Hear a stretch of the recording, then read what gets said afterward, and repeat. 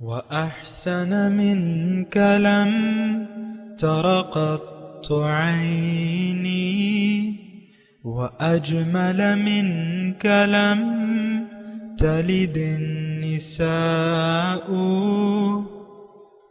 خلقت مبرأ من كل عيب خلقت مبرأ من كل عيب كأنك قد خلقت كما تشاء. كتاب أنزلناه إليك مبارك ليدبروا آياته وليتذكر أولو الألباب.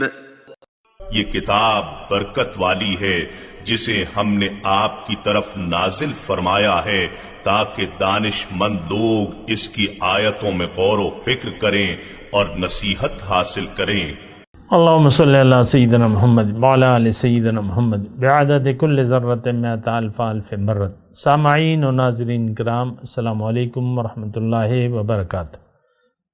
سامعین کرام، سورہ شورى آیت نمبر 38 سے 40، حصہ چہارم، 24-30 درس کا نمبر. آج کا موضوع، کیا ہم اپنی جان و مال کے مالک بن بیٹھے ہیں؟ اس کے ساتھ آج کے سبق کا آغاز کرتے ہیں. سب سے پہلے گزشتہ سبق کا اعادہ ہوگا. اعوذ باللہ من الشیطان الرجیم. پناہ مانگتا ہوں میں اللہ کی شیطان مردود سے. بسم اللہ الرحمن الرحیم. شروع اللہ کے نام سے جو بڑا مہربان نہایت رحم والا ہے. والذین استجابوا لربهم وأقاموا الصلاة وأمرهم شورى بينهم ومما رزقناهم ينفقون. اور جو اپنے پروردگار کا فرمان قبول کرتے ہیں اور نماز پڑھتے ہیں اور اپنے کام آپس کے مشورے سے کرتے ہیں اور جو مال ہم نے ان کو عطا فرمایا ہے اس میں سے خرچ کرتے ہیں. والذین اذا اصابهم البغی هم ينتصرون. اور جو ایسے ہیں کہ جب ان پر ظلم و تعدی ہو تو مناسب طریقے سے بدلہ لیتے ہیں. وجزاء سیئة سیئة مثلها فمن عفا وأصلح فأجره على الله انه لا يحب الظالمین. اور برائی کا بدلہ تو اسی طرح کی برائی ہے، مگر جو درگزر کرے اور معاملے کو درست کر دے تو اس کا بدلہ خدا کے ذمے ہے. اس میں شک نہیں کہ وہ ظلم کرنے والوں کو پسند نہیں کرتا. سامعین کرام، سورہ شورى آیت نمبر 38.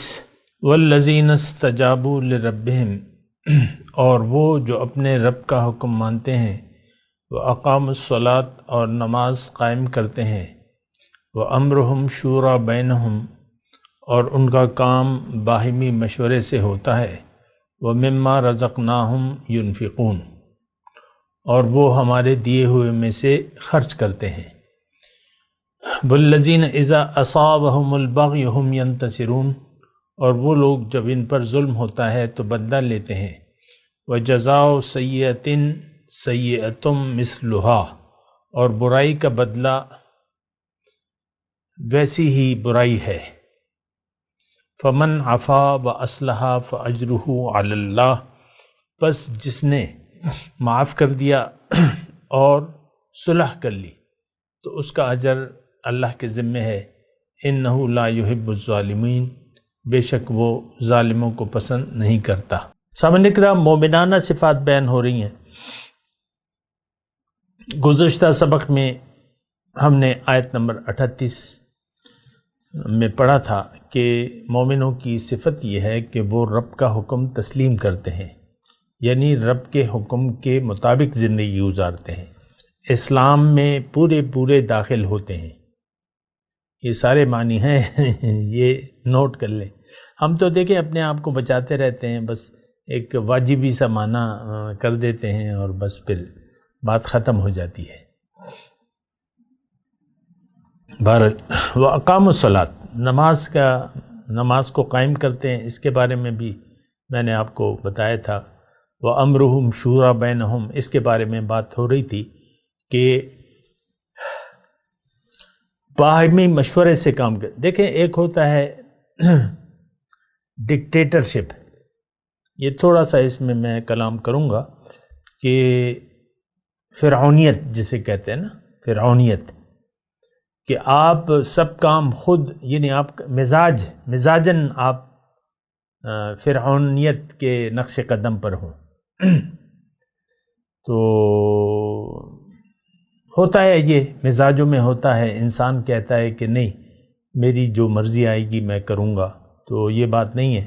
ایک بات تو یہ نوٹ کر لیں کہ مشورہ جو اوامر ہیں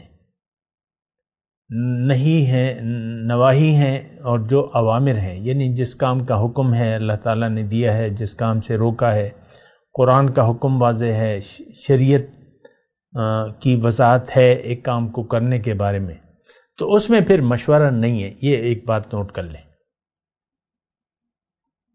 اللہ نے جو دین اسلام میں جو کام متعین کر دیے ہیں اس میں پھر مشورہ نہیں ہے، یہ ایک بات نوٹ کر لیں۔ جیسے کہ اکبر نے مشورہ کر کے دین الہی بنا لیا تھا اپنے لیے کہ نہیں خیر ہے، ہندو عورتوں سے شادی بھی کرو اور بس یہ بھی وہ کرو وہ بھی کرو۔ بہرحال دین کے جو اصول ہیں، جو شریعت ہے، اس میں مشورہ نہیں ہے۔ فَافْعَلُوا مَا تُؤْمَرُونَ کا حکم ہے، جو حکم ہے وہ کرو بس۔ اس میں جو بھی اللہ تعالیٰ نے رعایت دے دی ہے وہ دے دی ہے، اس سے نہ ادھر نہ ادھر، جو بھی وہ یعنی جو الفاظ تھے میں نے ادا کر دیے۔ جو حکم الہی ہے، جس کام کو کرنے کا حکم ہے وہ کرو، جس کام سے روکا ہے اس سے رک جاؤ، اس میں مشورہ نہیں ہے۔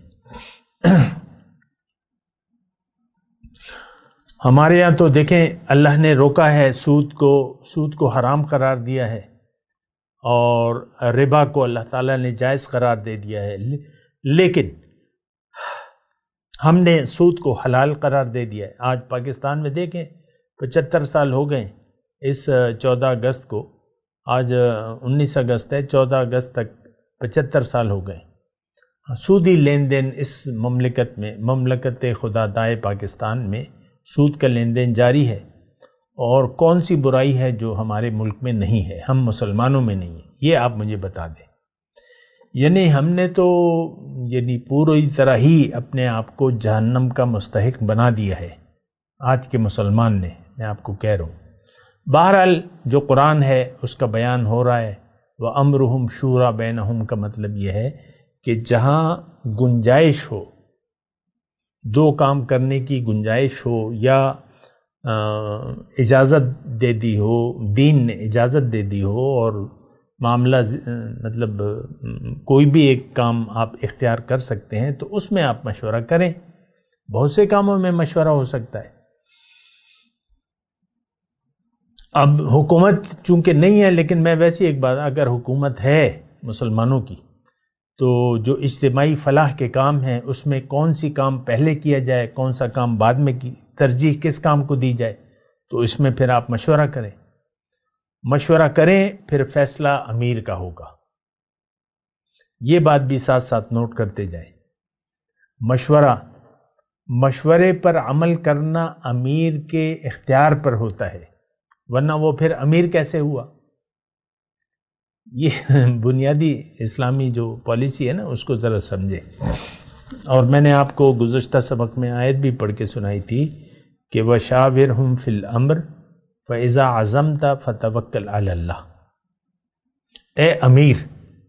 اے امیر المومنین، آپ جو اجتماعی کام ہیں ان میں ان سے مشورہ تو کیجئے، لیکن فیصلہ کرنا آپ کا کام ہے۔ جب آپ ایک کام کا عزم کر لیں تو پھر اللہ پہ توکل کریں۔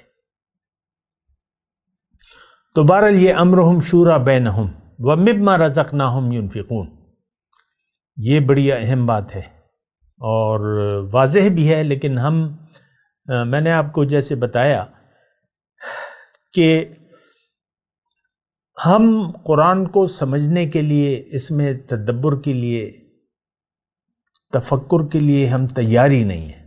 سرسری طور پہ آپ دیکھ لیں سارا نظام ہی یہی ہے،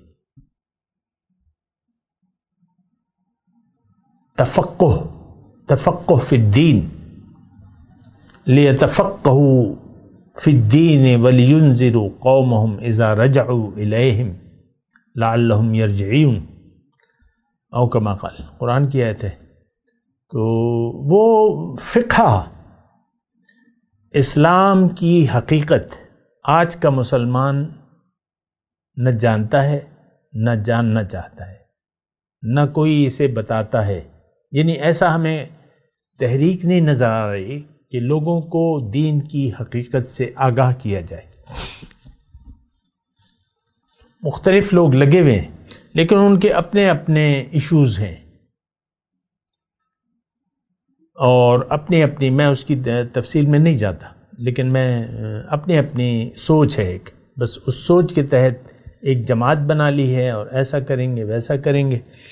لیکن دیکھیں، دین کی پہلے تو لوگوں کو حقیقت بتانی چاہیے، انسان کی حقیقت لوگوں کو بتانی چاہیے۔ معرفت ذات سے یہ کام شروع ہوتا ہے۔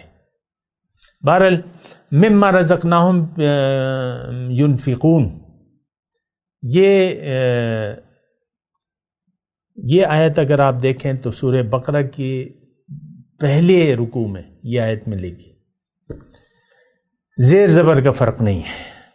وَمِمَّا رَزَقْنَاهُمْ يُنْفِقُونَ، سورہ بقرہ کے الف لام میم ذالک الکتاب لا ریب فیہ ھدی للمتقین الذین یؤمنون بالغیب ویقیمون الصلاۃ ومما رزقناہم ینفقون، زیر زبر کا فرق نہیں ہے، جو ہم نے انہیں دیا ہے اس میں سے خرچ کرتے ہیں۔ یہاں بھی وہی یہی بات ہے، ومما رزقناہم ینفقون۔ اچھا دیکھیں، اس میں تھوڑی سی وضاحت ہے جو کہ اللہ کی عطا سے میں آپ کو کر رہا ہوں۔ ایک اور آیت میں آپ کو سناؤں گا۔ اب جو عام طور پہ ہم مطلب لیتے ہیں جو مال ہم نے انہیں دیا ہے، تو عام طور پہ یہ ترجمہ ایسا ہی ہوتا ہے، جو ہم نے دیا ہے، یعنی جو ہم نے انہیں مال دیا ہے اس میں سے خرچ کرتے ہیں۔ نہیں، یہ محدود مطلب ہے، میں آپ کو بتاتا ہوں۔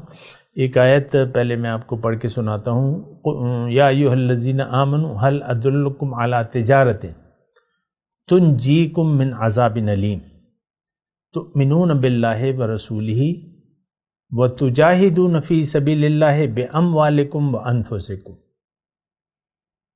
اے ایمان والو، کیا میں تمہیں نہ بتاؤں ایک ایسی تجارت جو تمہیں دردناک عذاب سے نجات دے دے؟ آگ سے بچنا چاہتے ہو تو یہ دو کام کرو، یہ یعنی وہ کام جو ہے وہ تجارت کرو اللہ تعالیٰ سے۔ کیا؟ تؤمنون باللہ، اللہ پر یقین کر لو اور اللہ کے رسول پر، اور جہاد کرو مال اور جان کے ساتھ اللہ کے راستے میں۔ یہ میں آپ کو بتانا چاہ رہا تھا، مال اور جان دونوں۔ وَتُجَاهِدُونَ فِي سَبِيلِ اللَّهِ بِأَمْوَالِكُمْ وَأَنفُسِكُمْ ذَلِكُمْ خَيْرٌ لَكُمْ إِن كُنتُمْ تَعْلَمُونَ۔ یہ آخری مضمون ہے، مال و جان کو خرچ کرنا۔ اب ایک اور آیت میں آپ کو ضرور پڑھ کے سناؤں گا اللہ کی عطا سے، کہ ان اللہ اشترى من المؤمنین انفسهم واموالهم، اللہ نے خرید لیے ہیں مومنوں سے ان کی مال اور جان۔ گزشتہ آیت کیا تھی؟ تجاہدون فی سبیل اللہ باموالکم وانفسکم، اس میں کیا ہے؟ ان اللہ اشترى من المؤمنین انفسهم واموالهم بان لهم الجنہ، عوض میں جنت ہے، بان لهم الجنہ، عوض میں جنت ہے۔ تو اب یہ ہے نا کہ دیکھیں، مال اور جان اللہ کی راہ میں کھپانا ہے۔ یہاں کیا ہے؟ مما رزقناہم، اب اللہ نے ہمیں کیا دیا ہے؟ مال اور جان. مال و جان کا اختیار ہے نا. اب یہ خرچ کرنی ہے، ہم نے اس میں سے خرچ کرنا ہے. جو ہم نے انہیں دیا ہے اس کو کھپاتے ہیں اللہ کے راستے میں، خرچ کرتے ہیں. دیکھیں اس میں ایک تھوڑا سا باریک نقطہ ہے. ایک تو عام طور پہ مفہوم یہ کہ بھئی جو مال ہم نے تمہیں دیا ہے، دیکھیں مال کا خرچ اپنی جگہ اہم ہے، اس سے کوئی وہ نہیں ہے، لیکن میں تو آپ کو کہہ رہا ہوں کہ یہ دونوں چیزیں جو ہیں، اس میں اگر آپ ملکیت، اس کو آپ اپنی اگر ملکیت تصور کرتے ہیں تو پھر معاملہ بگڑ جاتا ہے.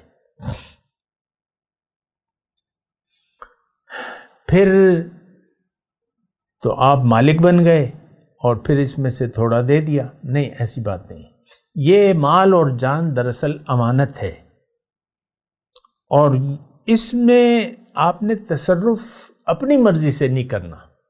مال میں بھی اور جان میں بھی سارے کا سارا اللہ کو لوٹا دینا ہے. مال بھی حاضر، جان بھی حاضر. یہ ایمان کا تقاضا ہے. الحمدللہ اللہ کی عطا سے میں آپ کو بتا رہا ہوں. دیکھیں مالک نہیں ہے انسان. مجھے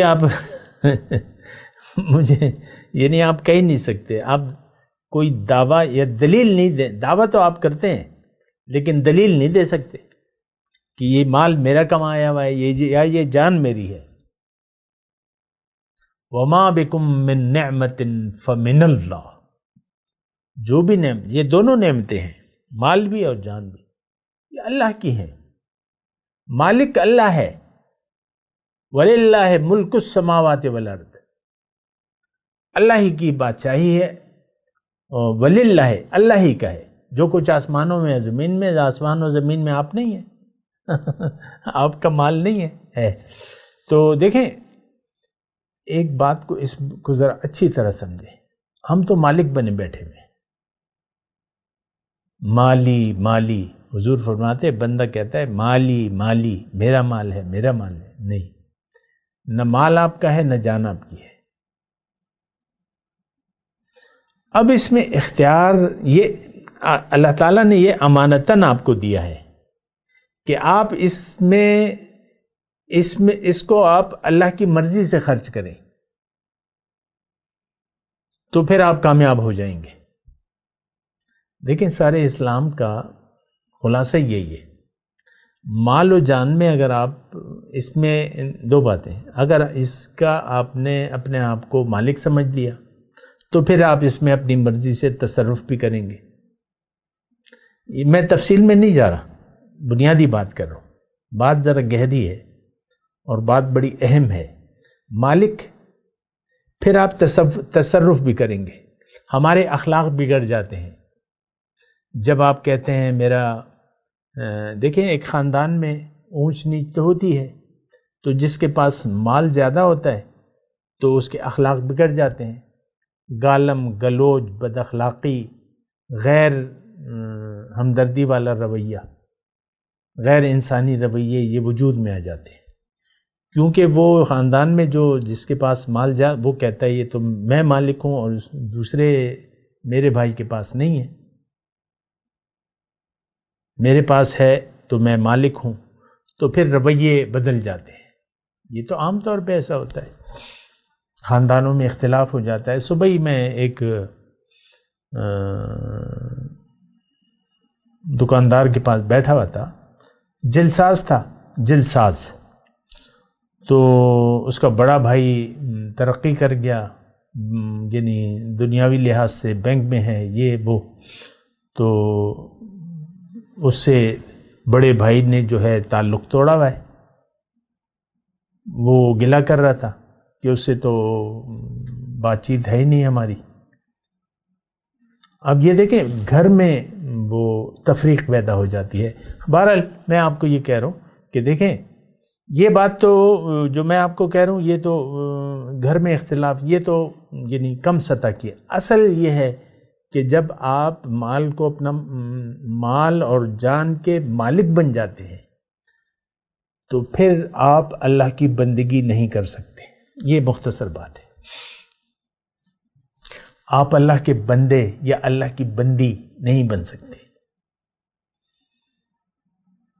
پھر آپ مرضی، میاں جو ہے وہ بیوی پہ ظلم کرے گا، کیوں کہ وہ کہتا ہے میں خرچ کر رہا ہوں، میں کما رہا ہوں، میں دے رہا ہوں، میں کھلا رہا ہوں، میں پلا رہا ہوں، تو اس کے ذہن میں ایک تکبر آ جائے گا.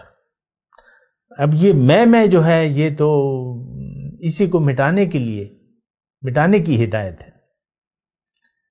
وہ اقبال نے ایک اچھا شعر کہا ہے، مٹا دے اپنی ہستی کو اگر کچھ مرتبہ چاہے، کہ دانہ خاک میں مل کر گل گلزار ہوتا ہے.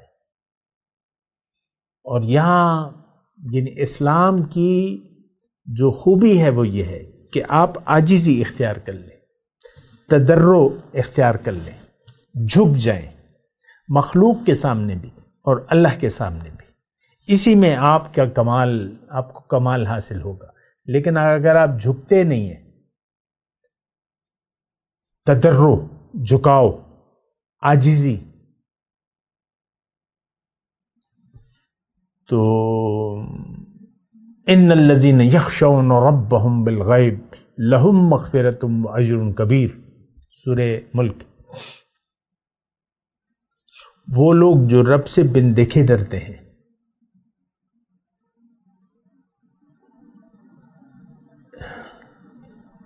ان الذین یخشون ربهم بالغیب، بن دیکھے رب سے ڈرتے ہیں.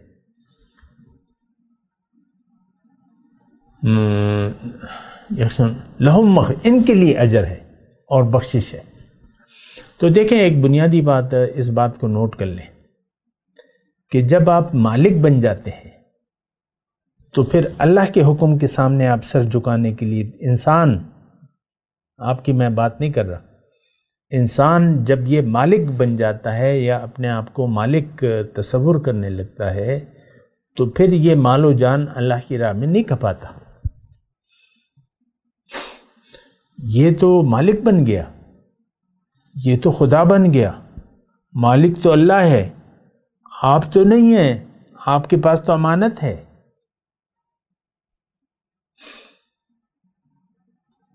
تو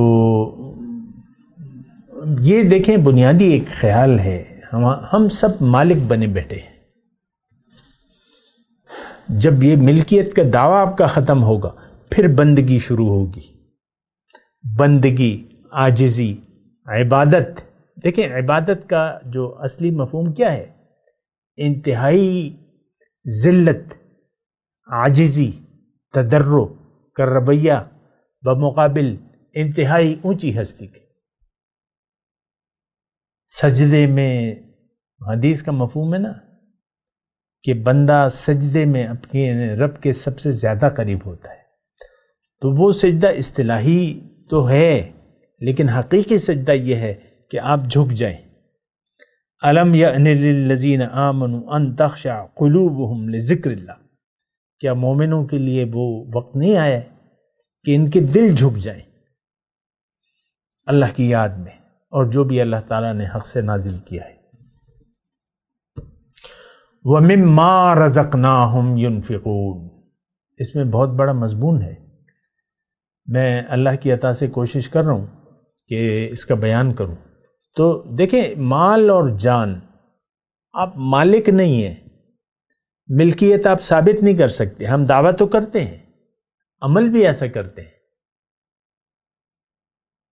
آپ نہ مال خرچ کرتے ہیں، یعنی آپ کے کسی کام میں بھی للہیت نہیں ہے.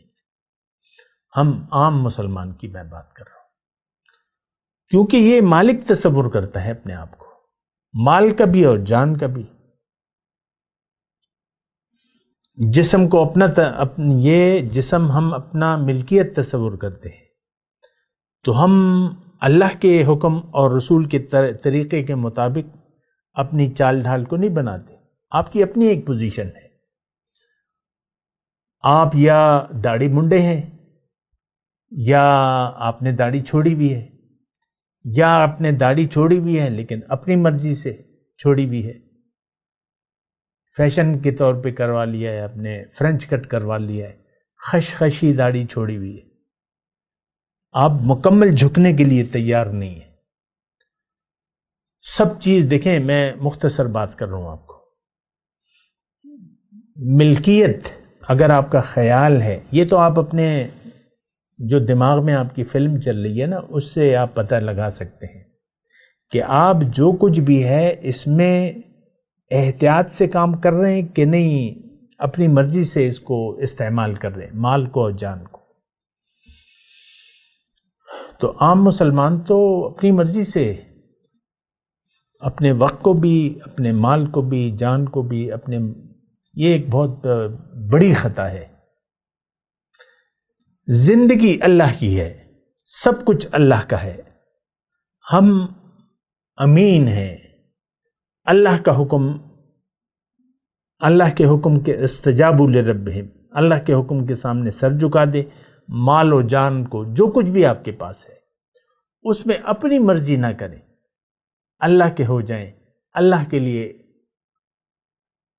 یہ زندگی اللہ کے لیے وقف کر دیں۔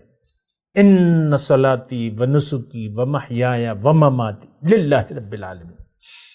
یہ پھر ایک رویہ بنتا ہے کہ بھئی میرے پاس تو جو کچھ بھی ہے، میری بدنی عبادات، میری مالی عبادات، میری زندگی، میری موت اللہ کے لیے ہے، چونکہ رب العالمین ہے، اس کا کوئی شریک نہیں ہے۔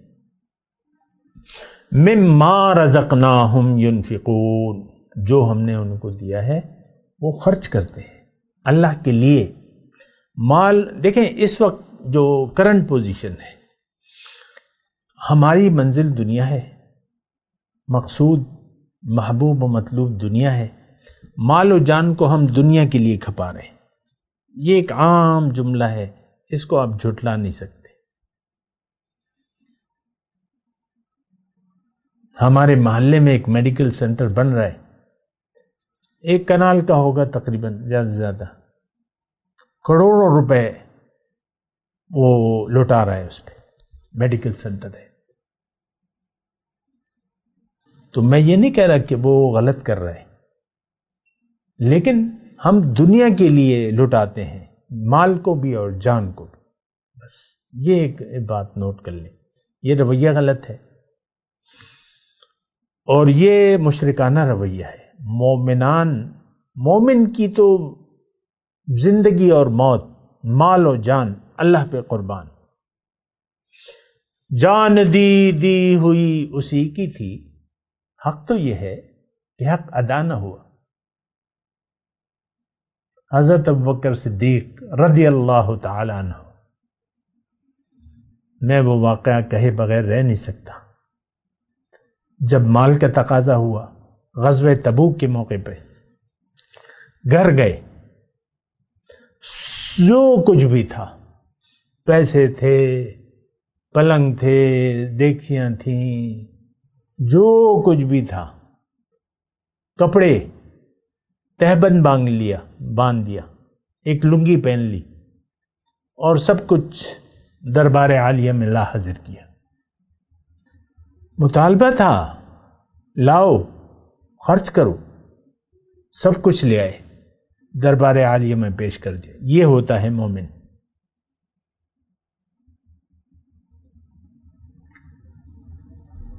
تو بات یہ ہے کہ سمجھ کی بات ہے۔ ہمارا اللہ ہم سے مطالبہ کر رہا ہے، تو جاہدون فی سبیل اللہ باموالکم وانفسکم ذالکم خیر لکم ان کنتم تعلمون۔ اے لوگو، اے مومنو، آگ سے بچنا چاہتے ہو تو مجھ پر یقین کر لو اور میرے راستے میں مال و جان کو کھپا دو، یہ بہتر ہے تمہارے لیے اگر تم جانو۔ میں تلاوت کرتا ہوں، میرے ساتھ دہرائیے۔ اعوذ باللہ من الشیطان الرجیم، بسم اللہ الرحمن الرحیم۔ والذین استجابوا لربهم وَأَقَامُوا الصَّلَاةَ وَأَمْرُهُمْ شُورَى بَيْنَهُمْ وَمِمَّا رَزَقْنَاهُمْ يُنْفِقُونَ وَالَّذِينَ إِذَا أَصَابَهُمُ الْبَغْيُ هُمْ يَنْتَصِرُونَ وَجَزَاءُ سَيِّئَةٍ سَيِّئَةٌ مِثْلُهَا فمن عفا واصلح فاجرہ علی اللہ انہ لا يحب الظالمین۔ اب ان آیت کی تلاوت اور ترجمہ۔ اعوذ باللہ من الشیطان الرجیم۔ پناہ مانگتا ہوں میں اللہ کی شیطان مردود سے۔ بسم اللہ الرحمن الرحیم۔ شروع اللہ کے نام سے جو بڑا مہربان نہایت رحم والا ہے۔ والذین استجابوا لربهم وأقاموا الصلاة وأمرهم شورى بينهم ومما رزقناهم ينفقون۔ اور جو اپنے پروردگار کا فرمان قبول کرتے ہیں اور نماز پڑھتے ہیں اور اپنے کام آپس کے مشورے سے کرتے ہیں اور جو مال ہم نے ان کو عطا فرمایا ہے اس میں سے خرچ کرتے ہیں۔ والذین اذا اصابهم البغی هم ينتصرون۔ اور جو ایسے ہیں کہ جب ان پر ظلم و تعدی ہو تو مناسب طریقے سے بدلہ لیتے ہیں۔ وجزاء سیئة سیئة مثلها فمن عفا وأصلح فأجره على الله انہ لا يحب الظالمین۔ اور برائی کا بدلہ تو اسی طرح کی برائی ہے، مگر جو درگزر کرے اور معاملے کو درست کر دے تو اس کا بدلہ خدا کے ذمے ہے، اس میں شک نہیں کہ وہ ظلم کرنے والوں کو پسند نہیں کرتا۔ اس کے ساتھ ہی آج کے درس کا وقت اختتام کو پہنچا۔ اگلے درس میں انشاءاللہ ملاقات ہوگی۔ وآخر دعوانا ان الحمد للہ رب العالمین۔ مولاي صل وسلم دائما ابدا على حبيبك خير الخلق كلهم